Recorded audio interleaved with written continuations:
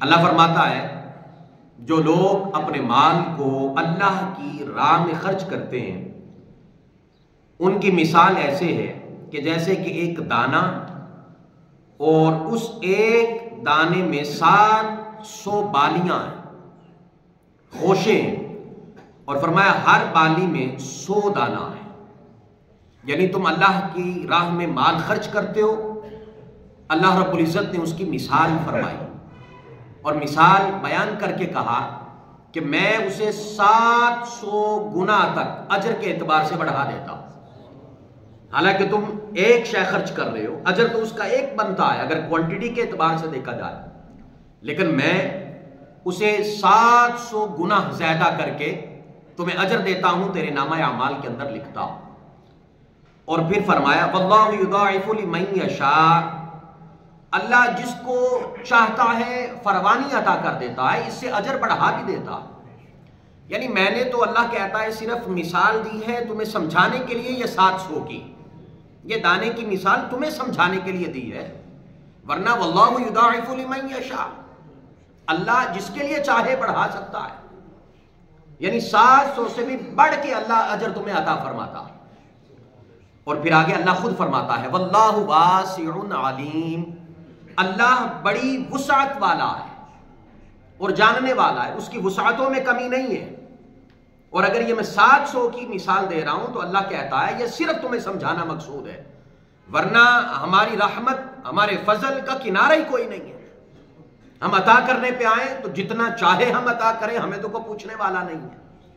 فرمایا واللہ واسع علیم، اللہ بڑی وسعت والا ہے اور جاننے والا ہے۔ اب اگلی آیت مبارکہ میں فرمایا الذین ينفقون اموالہم فی سبیل اللہ، جو لوگ اپنا مال اللہ کی راہ میں خرچ کرتے ہیں۔ اب آگے پروٹوکول، اب آگے شرط، ثم لا يتبعون ما انفقوا منا ولا اذى لهم اجرهم عند ربهم، پھر جو کچھ وہ خرچ کرتے ہیں اس کے بعد نہ تو احسان جتلاتے ہیں نہ تکلیف پہنچاتے ہیں۔ میں نے اگر کسی کی ضرورت پوری کر دی، کسی پہ مال خرچ کر دیا، اب کوئی ایسا وقت آیا وہ میرے سامنے آیا، اس نے میرے مزاج کے خلاف کوئی عمل کر دیا یا مجھے ہی کوئی بات کہہ دی، تو میں اسی وقت اسے وہ بات یاد کروا دیتا ہوں۔ تمہیں یاد ہے تم پہ ایک مشکل وقت آیا تھا اور میں نے تم پہ مال خرچ کیا ہے۔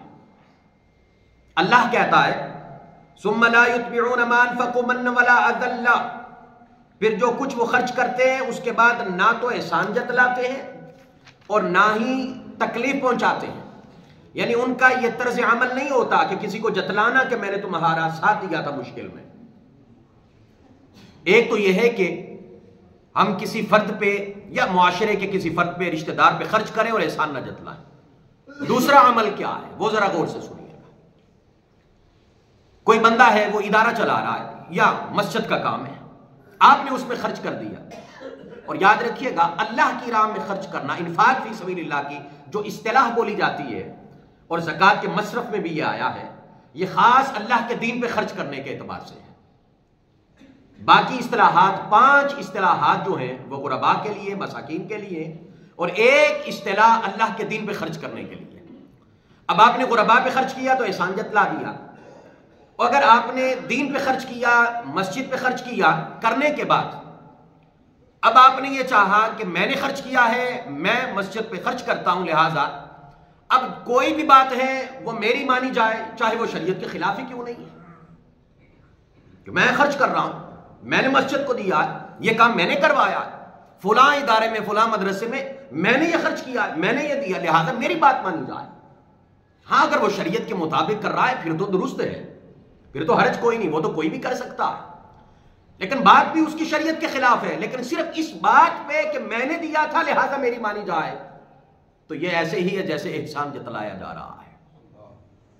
وہ اپنے کیے ہوئے مال کا دشمن ہے، خرچ کیے ہوئے مال کا دشمن ہے، اللہ کی راہ میں مال بھی دے رہا ہے اور ضائع بھی کر رہا ہے۔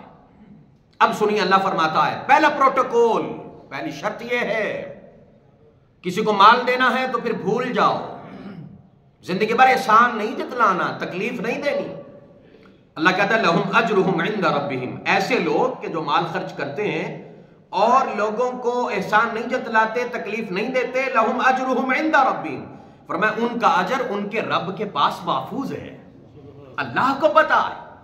کیا ضرورت پڑی ہے دو چار کو سنانے کی اور بتانے کی؟ کیوں اپنا اجر ضائع کر رہا ہے؟ ہمیں تو پتا ہے۔ فلا تزکوا انفسکم هو اعلم بمن اتقى، اللہ کہتا ہے کہ خود کو متقی نہ شو کرو، مجھے پتا ہے تم کتنے متقی ہو، میں جانتا ہوں، مجھے علم ہے، تمہارے اعمال کا علم ہے مجھے۔ اب سنیے، اللہ کہتا ہے جو ایسے خرچ کرتا ہے ان کا اجر ان کے رب کے پاس محفوظ ہے، ولا خوف علیہم ولا هم يحزنون، نہ تو ان کے لیے کوئی خوف ہے نہ کسی قسم کا کوئی غم ہے اور رنج ہے۔ کیا مراد؟ فرمایا اب وہ زندگی بھر غریب ہونے کا یا غربت کا خوف نہ کرے، کیونکہ اجر میرے پاس ہے، وہ میرے لیے دیتا ہے اور میں اس سے مال چھین لوں؟ وہ میرے لیے دیتا ہے، مجھے راضی کرنے کے لیے دیتا ہے، تو کیا میں اس سے اس کا مال چھین لوں؟ فرمایا ولا خوف علیہم ولا هم يحزنون، اب زندگی بغیر خوف کے گزارے، زندگی بغیر غم کے گزارے، کوئی کسی قسم کا حزن نہ کرے، کیونکہ یہ میری راہ میں میرے بتائے ہوئے اصولوں کے مطابق خرچ کرنے والا ہے۔ اب سنیے اگلی آیہ مبارکہ میں اللہ کیا فرماتا ہے، قول معروف ومغفرہ خیر من صدقۃ یتبعها اذی، دوسرا پروٹوکول، دوسری شرط۔ پیچھے بات ہوئی نا احسان نہیں جتلانا، کسی کو جملے کچھ نہیں بولنے کے جس سے تکلیف ہو۔ آگے اللہ کیا کہتا ہے، قول معروف ومغفرہ، بھلی بات کہنا اور درگزر کرنا بہتر ہے اس خیرات سے کہ جس کے پیچھے تم اذیت دیتے ہو، نہ دینا بہتر ہے۔ اسے بھلے کی بات کر دو، اللہ تیرا بھلا کرے، بس بات ختم، درگزر کرو۔ لیکن دے کے دینے کے بعد چار پانچ سنانا، اللہ کہتا ہے یہ تیرے دینے کا کوئی فائدہ نہیں، اس سے بہتر یہ تھا تو دعا دے دیتا اور کچھ نہ دیتا، کم از کم ہماری پکڑ سے تو محفوظ رہتا، ہمارے جلال کو تو دعوت نہ دیتا، ہمارے غضب کو تو دعوت نہ دیتا۔ تو جو کچھ مرضی کر، کسی کا جتنا بھی بھلا کر دے تو انسان کے دائرے سے باہر نہیں جا سکتا، تو پھر بھی انسان ہی رہے گا۔ کس لہجے میں بول رہا ہے، کس لہجے میں تکلیف دے رہا ہے، کس لہجے میں بات کر رہا ہے؟ اللہ کہتا ہے قول معروف، میں صرف قرآن کی آیت پڑھ رہا ہوں، ترجمہ کر رہا ہوں، اپنے سے کوئی بات ایڈ نہیں کر رہا۔ قول معروف، بھلی بات کہنا، ومغفرہ، درگزر کرنا، خیر من صدقۃ یتبعها اذی، اس خیرات سے بہتر ہے جس کے بعد تم اذیت اور تکلیف دیتے اور احسان جتلاتے ہو۔ اب آگے سنیے اللہ کیا فرماتا ہے، واللہ غنی حلیم۔ جہاں اللہ اپنی صفات کا ذکر کرتا ہے نا، پیچھے میسج دیکھا کرو، پیچھے پیغام کیا ہے اور آگے اللہ کی صفات کا استعمال کیا ہے۔ پیچھے کیا، احسان نہیں جتلانا، کسی کو تکلیف نہیں دینی، مال دے کے کسی کو اذیت نہیں دینی، احسان نہیں جتلانا۔ واللہ غنی حلیم، یہ ذہن میں رکھنا، اللہ غنی ہے اور حلیم ہے، کہا وہ تو بے نیاز ہے۔ اور اگر تمہارا یہ طرز عمل کہ تم کسی کو مال دے کے احسان جتلاتے ہو، تکلیف دیتے ہو، اگر یہ تمہارا طرز عمل نہیں بدلتا تو میں چاہتا میں تمہیں ایک لمحے میں تمہیں ہر شے سے محروم کر دیتا۔ میں غنی ہوں، میں غنی ہوں، لیکن میں ایسا کیوں نہیں کرتا، میں تجھ سے درگزر کیوں کرتا ہوں؟ کیونکہ حلیم، میں بردبار ہوں، میں پھر بھی کہتا ہوں چلے کوئی نہیں، میرے بندے نے خطا کر دی، میں پکڑ نہیں کرتا، ورنہ میں وہ ہوں کہ میں ایک لمحے میں تمہیں محروم کر سکتا ہوں۔ غنی حلیم، اللہ غنی بھی ہے لیکن بردبار ہے، تمہارے طرز عمل پہ مکمل پکڑ نہیں کر رہا، وہ فوراً پکڑ نہیں کر رہا، کیونکہ وہ بردبار ہے، حلیم ہے۔ اور اللہ کہتا ہے جب میں خدا ہو کہ حلیم ہوں، کل اختیار رکھتے ہوئے حلیم ہوں، کسی کا محتاج نہیں تو میں حلیم ہوں، اے میرے بندے تو محتاج ہو کہ تو حلیم کیوں نہیں بنتا، تو بردبار کیوں نہیں بنتا، تو برداشت کیوں نہیں کرتا؟ اور یاد رکھیے گا یہاں غنی کا لفظ آیا، اس سے ایک مراد یہ ہے کہ جو کچھ بھی آپ اللہ کی راہ میں دیتے ہیں نا، خدا کے لیے یہ میرا جملہ ضائع نہ کیجیے گا، یہ اپنے دلوں پہ ثبت کیجیے گا۔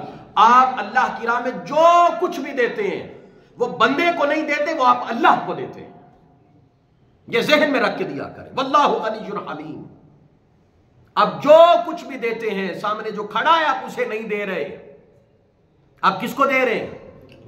اللہ کو۔ میں حدیث سناتا ہوں، حدیث قدسی ہے۔ حدیث قدسی وہ ہوتی ہے بیان اللہ کرتا ہے، روایت رسول اللہ کرتے ہیں صلی اللہ علیہ وآلہ وسلم۔ حضرت ابو ہریرہ روایت کرتے ہیں رسول اللہ صلی اللہ علیہ وسلم نے فرمایا قیامت کے دن اللہ عز و جل فرمائے گا اے آدم کے بیٹے، جی مولا میں بیمار تھا، میری تیمارداری کے لیے تو نہیں آیا، میں بیمار تھا میرا پتہ کرنے نہیں تو آیا۔ وہ کہے گا پروردگار میں تیری تیمارداری کیسے کرتا جبکہ تو رب العالمین ہے، تو بیمار ہونے سے پاک ہے۔ اللہ رب العزت فرمائے گا وہ تیرے پڑوس میں، تیرے محلے میں وہ فلاں بندہ بیمار تھا، تو اس کی تیمارداری کے لیے گیا؟ نہیں مولا میں نہیں گیا۔ فرمایا اگر تو وہاں جاتا تو خدا کو وہیں پاتا، اللہ کو وہیں پاتا۔ پھر اے آدم کے بیٹے، جی مولا میں نے تجھ سے کھانا مانگا تھا، تو نے مجھے کھانا نہیں کھلایا۔ وہ کہے گا اے میرے رب میں تجھ کو کھانا کیسے کھلاتا جبکہ تو رب العالمین ہے، تو سارے جہانوں کو کھلانے والا ہے۔ اللہ رب العزت فرمائے گا تو نہیں جانتا تجھ سے میرے فلاں بندے نے کھانا مانگا تھا، اگر اسے تو کھلاتا تو ایسا ہی تھا کہ تو اللہ کو کھلا رہا ہے۔ یعنی آپ کوئی بھی چیز اللہ کی راہ میں خرچ کرتے ہیں وہ بندے کو نہیں دے رہے، وہ اللہ کو دے رہے۔ جو بھی آپ دیتے ہیں وہ اللہ کو دیتے ہیں، بندے کو نہیں دیتے۔ اس سے اللہ کی راہ میں مال دینے کا جذبہ بھی بڑھتا ہے، اور بندہ ستھری شے اللہ کی راہ میں دیتا ہے، پتہ ہے نا اللہ کو دینا ہے، تو پھر بندہ سب سے ستھری شے دے گا۔ اور اگر سامنے دیکھے گا نا آج یہ مانگنے آیا، یہ ایسا ہے، فلانا ایسا ہے، فلانا ایسا، ہو سکتا ہے مال دینے میں اونچ نیچ ہو جائے، سامنے والے کو دیکھا جائے تو مال دینے میں اونچ نیچ ہو جائے، کیسا دینا ہے کیسا نہیں دینا۔ اور اگر جب نیت یہ ہے کہ سامنے والے کو دیکھنا نہیں، دینا ہی اللہ کو ہے، تو پھر اللہ کو کیا دینا ہے؟ جو سب سے اعلیٰ ہے وہ میں نے اللہ کو دینا ہے، پھر وہ اپنے فضل کے مطابق مجھے اجر عطا فرمائے گا۔ اور پھر سنیے گا، پھر اللہ رب العزت فرمائے گا اے آدم کے بیٹے میں نے تجھ سے پانی مانگا تھا، تو نے مجھے پانی نہیں پلایا۔ وہ کہے گا پروردگار میں نے تجھ کو کیسے پانی پلاتا، تو تو رب العالمین ہے۔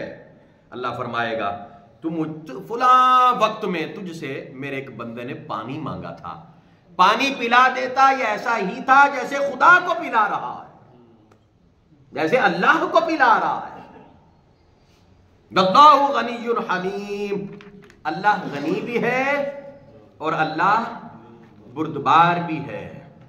اب اگلی آیت مبارکہ میں سنیے، پھر اللہ دوبارہ ذکر کر رہا ہے یا ایھا الذین آمنو، اے ایمان والو، اے ایمان کے دعوے دارو، مجھے ماننے والو، میرا کلمہ پڑھنے والو، میرے حضور سجدے کرنے والو، اور خود کو مسلمان کہنے والو، مومن کہنے والو، یا ایھا الذین آمنو، اے ایمان والو، لا تبطلوا صدقاتکم بالمن والاذی، اپنے صدقات کو باطل نہ کر لینا احسان جتلا کے اور تکلیف دے کے۔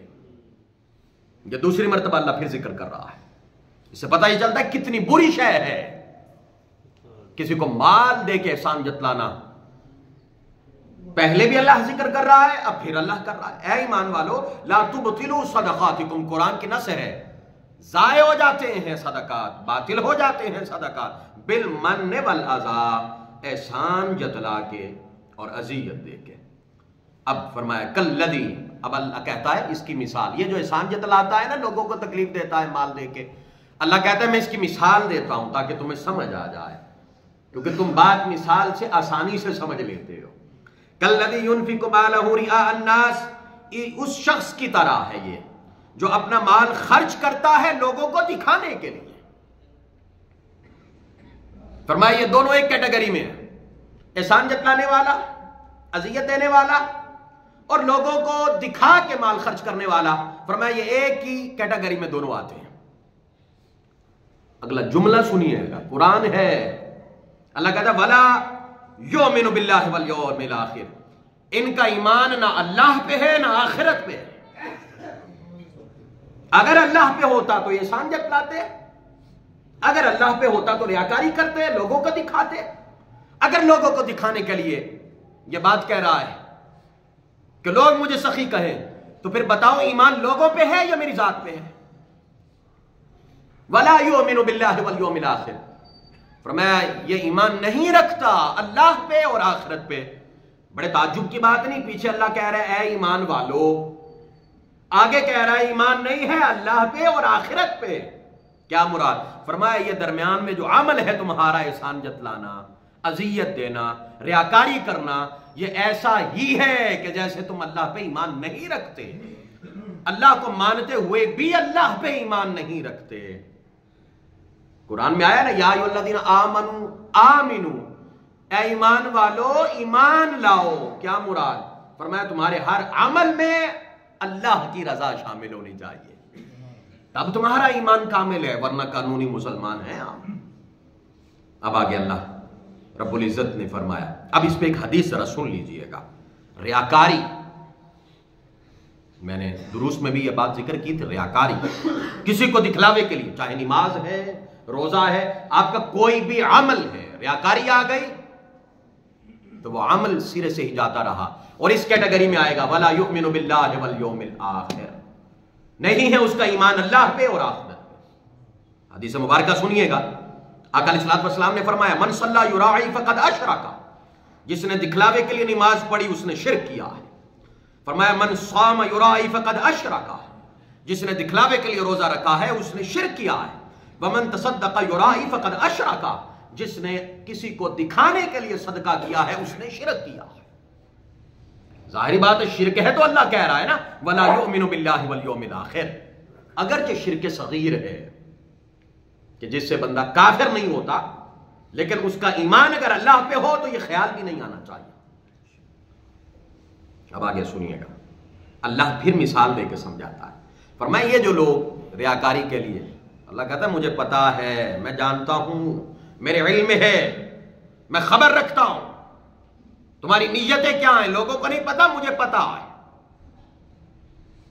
فَمَثَلُهُ، اللہ کہتے ہیں ان کی مثال ایسے ہے کَمَثَلِ صَفْوَانٍ عَلَيْهِ تُرَابٌ، جیسے کہ ایک چٹان ہے اور چٹان پہ کچھ مٹی پڑی ہے، فرمایا اس نے اس مٹی پہ بیج لگا دیا، بیج بویا اس مٹی میں، وہاں پہ فصل بھی اگ گئی، لیکن اللہ کہتا ہے وہ کمزور،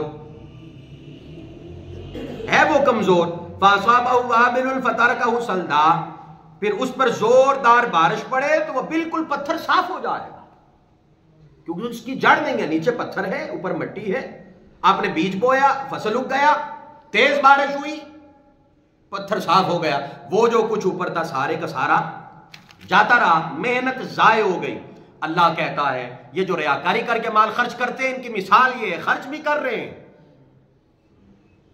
لیکن ساتھ میں ریاکاری آئی، اس نے وہیں اس کو ختم کر دیا، اس کے نام اعمال سے ختم ہو گیا، اور فرمایا لا يقدرون على شيء مما كسبوا، ان کی کمائی میں سے کچھ بھی ان کے ہاتھ نہیں آئے گا، لا يقدرون على شيء مما كسبوا، یہ نہیں کہ خرچ نہیں کرتے، خرچ کرتے ہیں، لیکن اللہ کہتا ہے خرچ کرنے کے باوجود ان کے ہاتھ میں کچھ نہیں آئے گا۔ فرمایا واللہ لا يهدي القوم الكافرین، اللہ نہ شکروں اور منکرین نعمت کو سیدھی راہ کبھی نہیں دکھاتا، جو نعمتوں کے منکر ہیں، نہ شکریں، واللہ لا يهدي القوم الكافرین، اس کافر سے مراد وہ کافر نہیں جو اللہ اور اللہ کے رسول کو نہیں مانتا، کفران نعمت ہے، نعمت کا منکر ہے، اللہ اسے سیدھی راہ نہیں دکھاتا۔ اور یاد رکھیے کہ کوئی بھی چیز اس وقت تک نعمت نہیں بنتی جب تک ساتھ اللہ کی ہدایت شامل نہ ہو۔ آپ کے پاس علم ہو، ہدایت نہ ہو، فتنہ بنے گا، مال ہو، ساتھ میں ہدایت نہ ہو، اللہ تللو میں بندہ اڑا دے، حرام کے کاموں میں اڑائے بندہ، تو ہم کہہ سکتے ہیں کہ اللہ کا فضل ہے مجھ پہ، اللہ کی نعمت ہے۔ بھائی نعمت اس وقت بنتی ہے جب ساتھ ہدایت شامل ہوتی ہے، ہدایت ہوتی تو ایسے خرچ کرتا۔ ہمارے ہاں تو معیار بدل گئے نا ہر چیز کے، اور ہم فضل ہر شے کو ہی فضل سمجھ بیٹھے۔ غور کیا کریں اس کی بنیاد میں کیا ہے، بنیاد درست ہوگی تو فضل اور نعمت بنے گی۔ اور پھر سنیے گا اللہ فرماتا ہے وَمَثَلُ الَّذِينَ يُنْفِقُونَ أَمْوَالَهُمُ ابْتِغَاءَ مَرْضَاتِ اللَّهِ، وہ لوگ جو خرچ کرتے ہیں اپنے مالوں کو اللہ کی رضا کے لیے.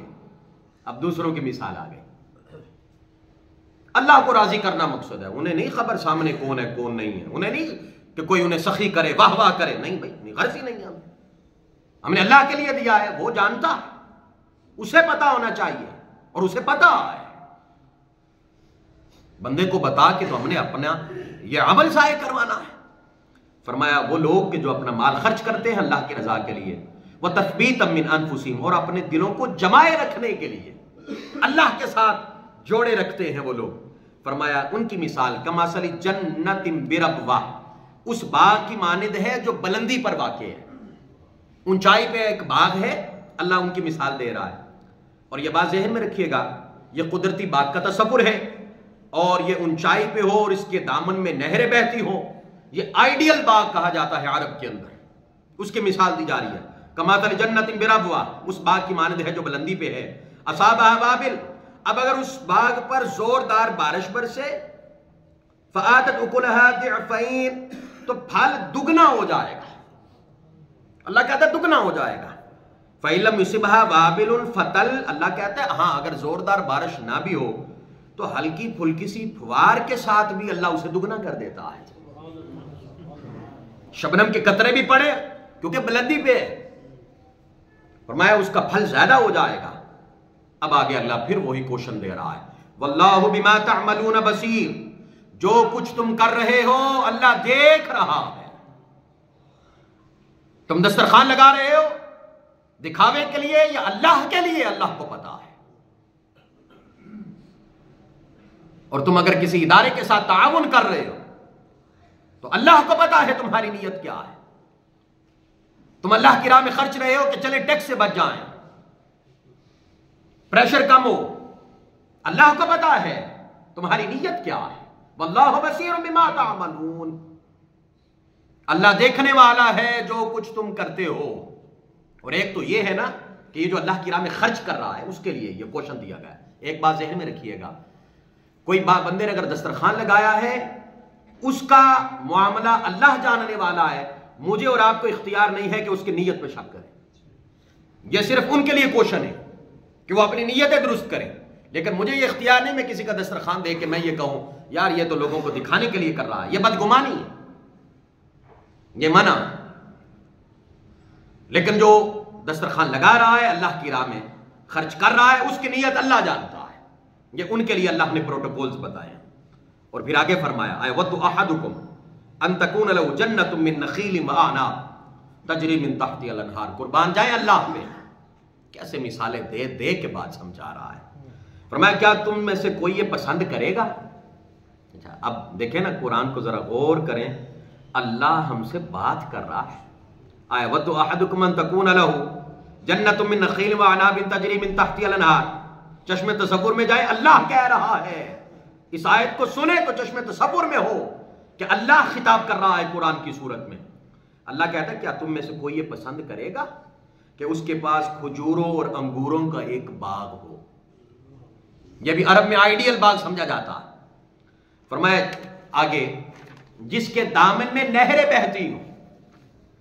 اللہ کہتا ہے تم میں سے ہے کوئی یہ پسند کرے لَهُ فِيهَا مِن كُلِّ الثَّمَرَاتِ، اور اس کے لیے اس باغ میں ہر طرح کے پھل ہوں. وَأَصَابَهُ الْكِبَرُ، اور اس پر بڑھاپا طاری ہو جائے. جس کا وہ باغ ہے پھل پک گیا، ایک ہی باغ ہے اور اس کے پاس ہے بھی کچھ نہیں، اس کے دامن میں نہریں بہتی ہیں، ہر طرح کا پھل ہے وہاں پہ. اب وہ بندہ بوڑھا ہو گیا، وَلَهُ ذُرِّيَّةٌ ضُعَافَاء، اور اس کی اولاد ابھی ناتواں ہے، یعنی بچے چھوٹے چھوٹے ہیں، وہ کام نہیں کر سکتے. اللہ کہتا ہے ذرا تصور کرو فَأَصَابَهَا إِعْصَارٌ فِيهِ نَارٌ، عین اس وقت اس ایک باغ پہ ایک ایسا بگولا آیا، آگ آئی. فَنَارٌ فِيهِ نَارٌ فَاحْتَرَقَتْ، اس بگولے میں آگ تھی، اس سے وہ سارا باغ جلس کے رہ گیا، ضائع ہو گیا، تباہ ہو گیا. ہے بھی بوڑھا، کوئی اور باغ بھی نہیں لگا سکتا، کمزور ہے، اولاد اتنی بڑی نہیں ہے کہ کاروبار سنبھال سکے. اللہ کہتا ہے یاد رکھو کہ تم اگر مال خرچ کرتے اس کے پیچھے ریاکاری ہے، اس کے پیچھے احسان جتلانا ہے، اس کے پیچھے لوگوں کو خوش کرنا ہے۔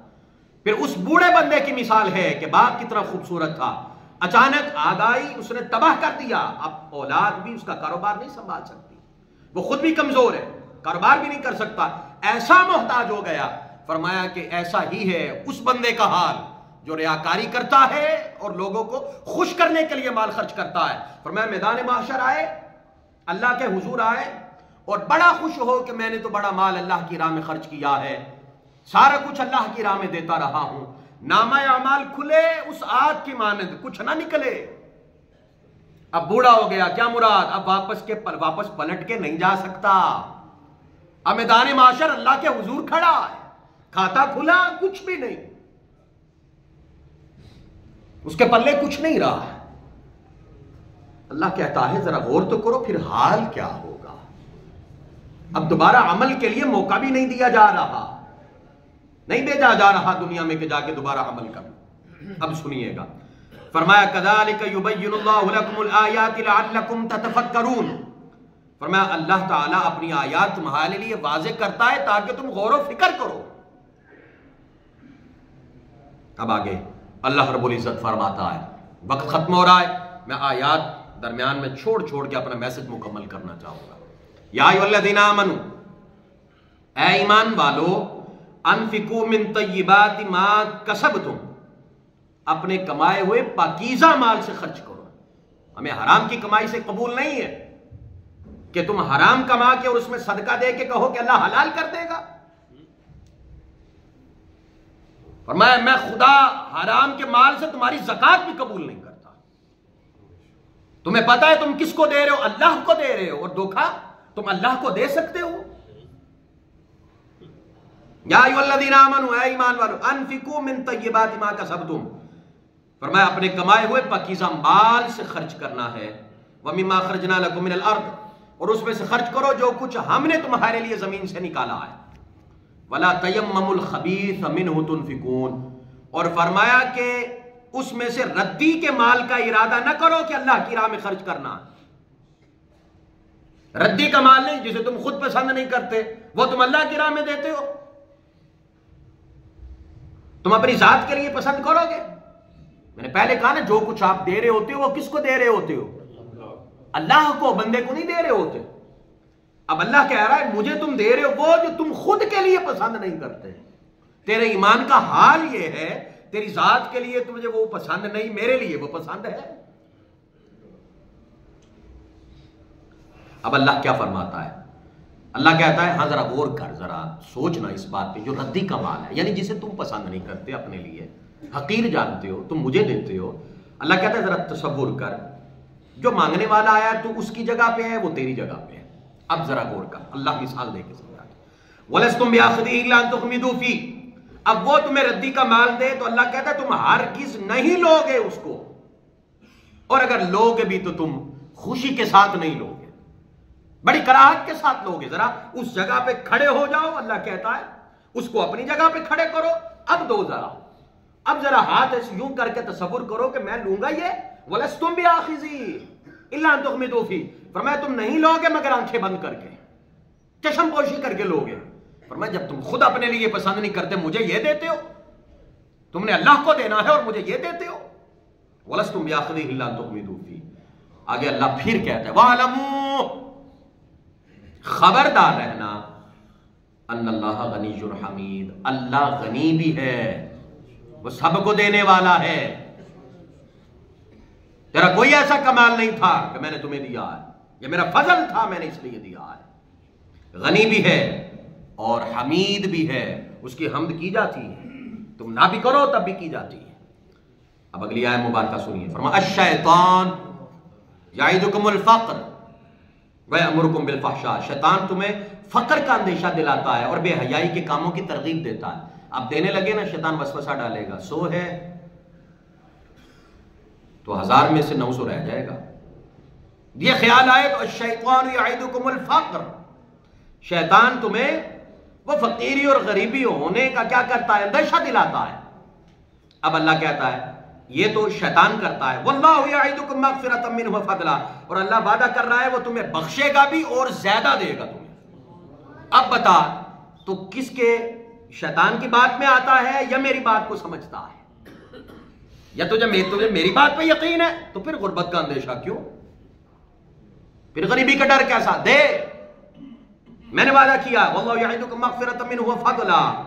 فرمایا اللہ جو ہے وہ دیکھتا ہے کہ تم کتنا جو ہے وہ میرے قریب آتے ہو اور میری بات کو مانتے ہو. پھر آگے اللہ فرماتا ہے واللہ واسع علیم، اللہ بڑی وسعتوں والا ہے اور جاننے والا ہے، اللہ کو پتا ہے.